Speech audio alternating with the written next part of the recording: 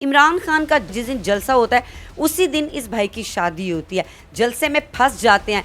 रावी के अंदर जो पानी था उसके अंदर रिक्शा खुद भगाते हैं कि किसी तरह से मैं दुल्हन के घर टाइम पे पहुंच जाऊं। लेकिन इनको नहीं पता था कि जिसके साथ मेरी शादी हो रही है उसके अपने ही बहनोई के साथ नाजायज़ ताल्लुकात हैं। बहनोई के साथ बात करी 2-3 मरतबा, मैंने उसको सुना भी है। सिर्फ उसके साथ ही बात करती थी अच्छे तरीके से, मेरे साथ वो बात करती ही नहीं थी। जब वो बाजार में जाती थी तो वहाँ पे वो उल्टी सी शौकियाँ मारती थी लड़कों के साथ। इसको मना करता था लेकिन वो मना नहीं होती थी। उनकी अब हमें धमकी आना शुरू हो गई। वो कह रहे हैं हम आपसे अब सारे पैसे लेंगे, 2 तोले सोना और 5 लाख रुपए लिखो। अब आपने शराइत में लिखा था ये सब कुछ? नो, ये मैंने नहीं लिखा था, ये तो मुझे पता ही नहीं। उनकी पहले से ऐसे ही चाल थी, इनकी जायदाद के ऊपर कब्जा कर लिया जाए।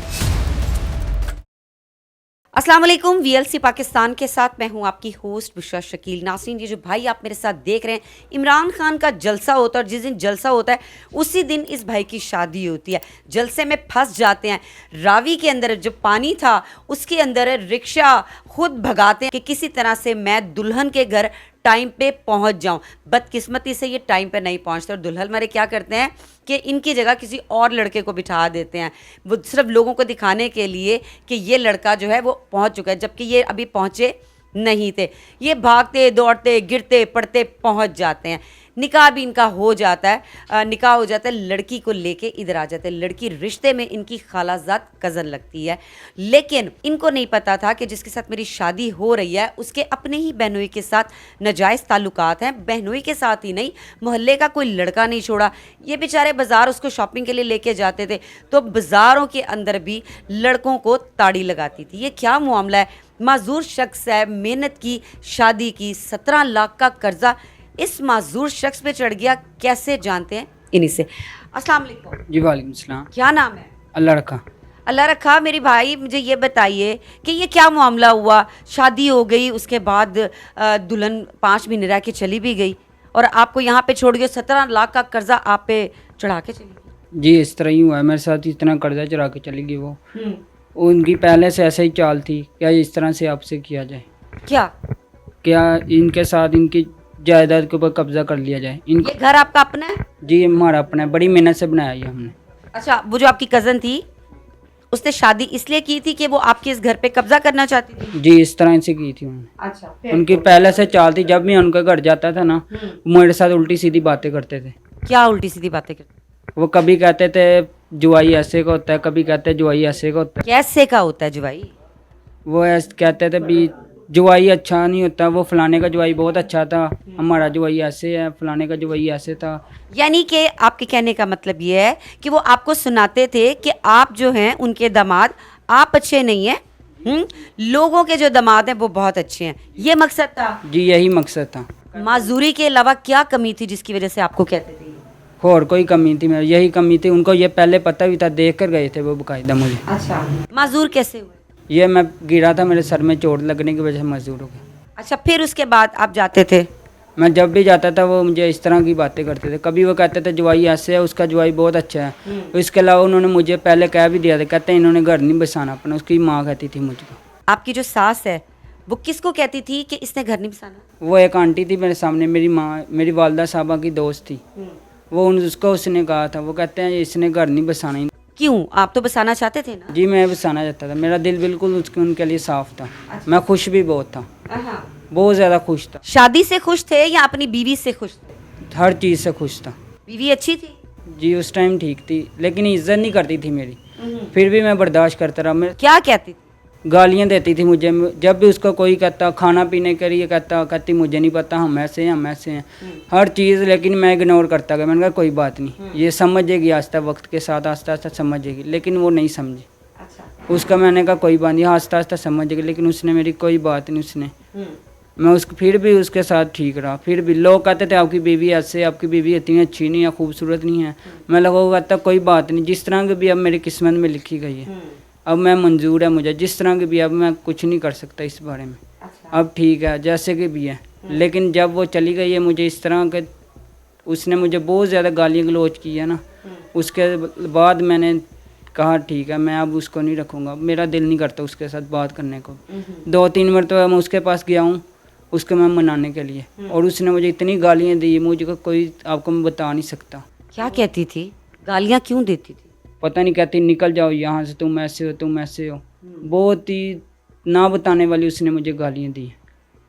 इतने उसने मेरे साथ, उसकी उसके अलावा उसकी छोटी बहन ने भी मुझे बहुत गाली गलौज की। आपकी साली ने? जी, मेरी साली ने। और उसके अलावा उसकी वालदा साहबा ने मेरे साथ बहुत गाली गलौज की है। आपकी खाला ने? जी, मेरी खाला ने। फिर वो उसके बाद मैं चुप करके आ गया घर। एक दिन मेरे वालिद साहब गए उनके घर, तो वो भी मनाने के लिए गए। जो उसके बाद भी उन्होंने मुझे बहुत गाली गलौज की। तो फिर हम, यानी कि आपकी खाला ने अपनी बेटी बसानी नहीं थी आपके साथ? नहीं बसानी थी। उनका मकसद सिर्फ आपका घर लेना था? जी, ऐसे ही है। अच्छा, मुझे ये बताइए कि आपने कहा कि इमरान खान का जलसा था, आप लेट हो गए और आपकी जगह कोई और लड़का दुल्हन के साथ बिठा दिया निकाह के टाइम पे, वो क्या मामला था?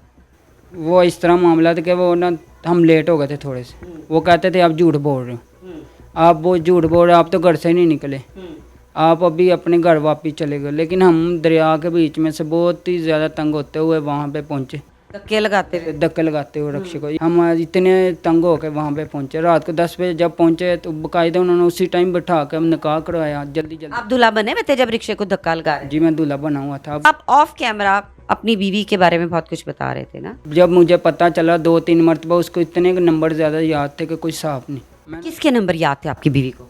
पता नहीं किस किस के नंबर याद थे। बाकायदा मैं जब भी देखता उसका मोबाइल पकड़ता, वो मुझसे पहले नंबर डिलीट कर देती थी। अच्छा, हाँ जी। तो किससे बात करती थी फोन पे? मैंने तो बहनोई के साथ देखा था। मुझे कहती हूँ अपनी सहेलियों के साथ बातती हूँ, चाचियों चाचियों के साथ बात करती हूँ। बहनोई से बात करती थी? बहनोई के साथ बात करी 2-3 मरतबा, मैंने उसको सुना भी है। आपने बात सुनी, क्या बात कर रहे थे?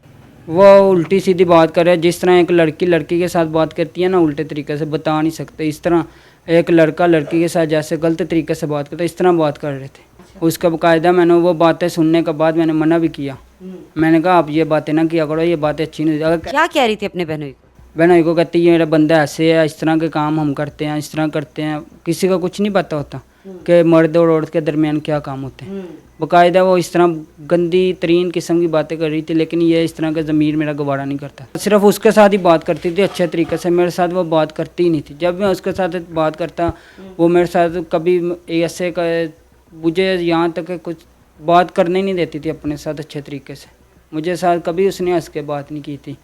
मेरे साथ हमेशा गुस्से के साथ बात करती थी। जी, वो उसके बाद फिर जब मैं उसको अपने पास बुलाता था, वो मेरे पास नहीं आती थी। जब भी उसको कहता दफ़ा हो जाए, ऐसे कर ले, वो कर ले, मैं आज नहीं करना मैंने ऐसे, वो मेरी किसी तरह की बात नहीं मानती थी। फिर जब मैंने उसको, यानी कि आपके और आपकी बीवी के आपस में मियाँ बीवी वाले ताल्लुकात नहीं थे? नहीं, या इस तरह के कोई ताल्लुकात नहीं। वो इस तरह के ताल्लुकात बनाने नहीं चाहती, क्योंकि उसकी ज़रूरियात बाहर से पूरी जाती थी। इसलिए वो मेरे साथ इस तरह के ताल्लुकात रखना ही नहीं चाहती थी। तो इस, आप तो शौहर थे ना? हाँ जी, मैं शौहर था, लेकिन वो समझती नहीं थी। शौहर मुझे शौहर समझती हो तो मैं शौहर हूँ ना। उसकी पहले से इस तरह थी, वो मेरी किसी बात को मानना नहीं चाहती। पहले नहीं पता था कि मेरी बीवी जो है वो ठीक नहीं है? पता था, लेकिन फिर क्यों की? बस आंखें बंद करके कर ली। मैंने कहा कोई बात नहीं, उसका मामा आ गया इसलिए मैं शादी कर लेता हूँ। किसी की इज्जत भी रखनी पड़ती है ना। उसने तो आपकी इज्जत नहीं रखी। इसलिए यही तो दुख। अब उसने मेरी इज्जत नहीं रखी, लेकिन मैंने अभी तक भी उसकी इज्जत रखी हुई थी। अभी तक भी मैंने उसकी इज्जत रखी थी। मैंने उसके बारे में कभी जिस तरह मर्जी थी, मैंने कभी किसी को कुछ नहीं कहा था। मैंने कोई बात, ये मेरी बीवी है, मैं इसको हर बार माफ़ करता रहूँ, कभी ना कभी ये ठीक हो जाएगी। लेकिन उसने ठीक होने का ना, शॉपिंग कराते थे? बहुत ज़्यादा शॉपिंग करवाता था उसको मैं। जब वो बाज़ार में जाती थी तो वहाँ पे वो इस तरह उल्टी सी वो चौकियाँ मारती थी, फिर लड़कों के साथ इस तरह करती थी। वो इसको मना करता था, लेकिन वो मना नहीं होती थी उस बात की। उसको जैसे मना करता, छत पे जाके सो जाती, छत पे जाने की मना करता, फिर भी वो गुस्सा होती। ऐसे जब मैं सारी रात को मैं काम करके आता था, दोपहर को मैं जब आता था ना, सुबह आके मैं नीचे सोया था, वो मेरी बात ही नहीं मानती कोई भी। ऊपर सारी रात सारी देरी सोई रहती। जब मैं वो बात के ऊपर गुस्सा होता तो वो आगे मुझे से गुस्सा कर लेती। ऐसे वो रात को मेरा अबू जान आते, उसको कहते मामू ये देखो, ये मेरे साथ सारी देरी लड़ाई करता है, सारी देरी लड़ाई करता है ये मेरे साथ। करते थे लड़ाई?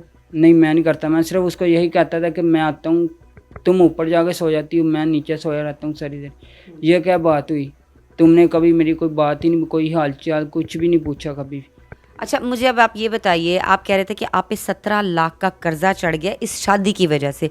17 लाख मतलब क्या, कितनी बड़ी शादी की थी? बस ख्वाहिश तो बहुत ज़्यादा थी, 17 लाख शादी करनी, इतनी ज़्यादा अभी तक नहीं मेरा कर्जा उतरा।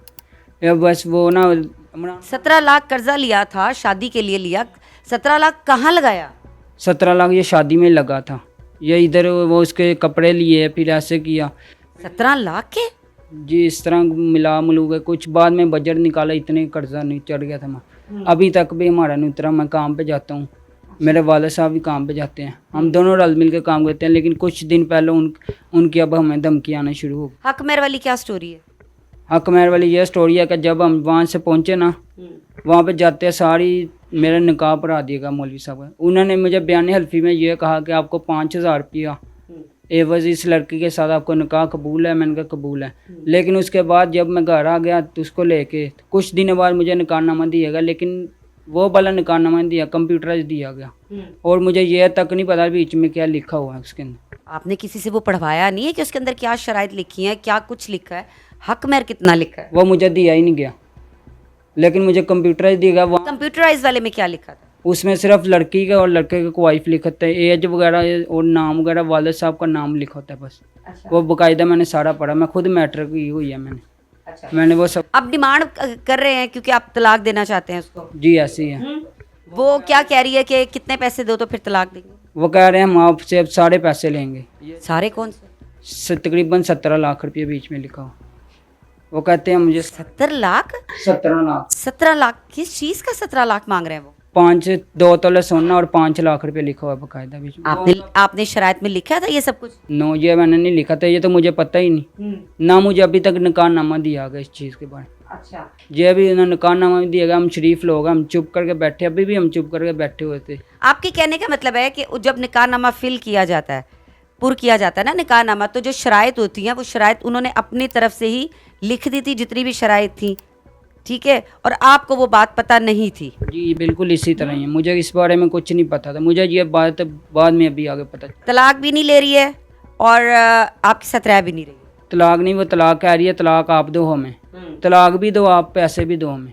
अच्छा। लेकिन पैसे मैं कैसे दूँ, मेरे पास तो इतनी अखराजात नहीं है, अभी तक मेरी शादी का कर्जा नहीं उतरा। क्या कहना चाहते हैं? मीडिया पे क्यों आए हैं? मीडिया पे आए हूँ कि मुझे इंसाफ दिलाएं। इंसाफ किस तरह का इंसाफ चाहिए आपको? बड़ा मेहरबानी प्लीज़ मरियम नवाज साहबा से मैं सबसे दरख्वास्त करूँगा कि ना मैं बहुत गरीब इंसान हूँ, कि मेरा इस घर के अलावा कुछ भी नहीं है मेरे पास, कि मुझे तलाक दिला दी जाए उससे, इस तरह के लोगों से मैं इनके साथ अब रह नहीं सकता, और मुझे मेरे जौन सा हक मेहर लिखा हुआ है वो माफ़ करवा दिया जाए। हक मेहर आपकी इजाज़त के बगैर लिखा गया था? जी बिल्कुल इसी बगैर पूछे लिखा गया? बिल्कुल बगैर पूछे लिखा गया था। आपने किसी से मशवरा किया है, किसी मौलवी से, किसी यूनियन कौंसिल में जाके निकाहनामा दिखाया? नहीं, वो मुझे दिया ही नहीं, मैं दिखाऊंगा क्या, वो तो मुझे बाद में पता चला है इस चीज़ के बारे में। वो भी मैंने किसी से मंगवाया है, वो ना कि किसी ने, मेरे कज़न ने वीडियो बनाई हुई थी, उसके वीडियो मैंने मंगवाई है, वीडियो के ऊपर सही नज़र ही नहीं आ रहा, बस इतना पता चला। निकाहनामा भी आपके पास नहीं है? अभी नहीं है मेरे पास, वो अभी उनके पास ही है। अच्छा जी नाज़रीन, आपने इस भाई की कहानी सुनी। इन्होंने हमसे रब्ता किया और इन्होंने बहुत रो रहे थे उस टाइम के। इन्होंने कहा कि प्लीज़ मेरे साथ ज़्यादती हो रही है और मेरी बीवी मेरे साथ ज़्यादती कर रही है। मेरी बीवी के जो घर वाले यानी कि इनके ससुराल वाले हैं, जो इनके ससुराल वाले हैं वो इनके साथ बहुत ज़्यादा ज़्यादती कर रहे हैं। तो प्लीज़ हमारी आवाज़ जो है वो बने, हमारी आवाज़ किसी इदारे तक पहुँचाएँ, लोगों तक पहुँचाएँ, ताकि मुझे भी इंसाफ मिल सके। मैं गरीब हूँ, माजूर हूँ, इसलिए मेरे साथ इतना बड़ा फ्रॉड हो गया, और वो भी मेरे अपनों ने किया, किसी और ने नहीं। इसकी माँ नहीं है, इसकी बहन नहीं है, एक वालिद है, बूढ़ा बाप है इनका, और इस बेचारे का आगे पीछे कोई भी नहीं है। वीडियो को शेयर कर दीजिएगा। बुशरा शकील को इजाज़त दीजिए। अल्लाह हाफिज़।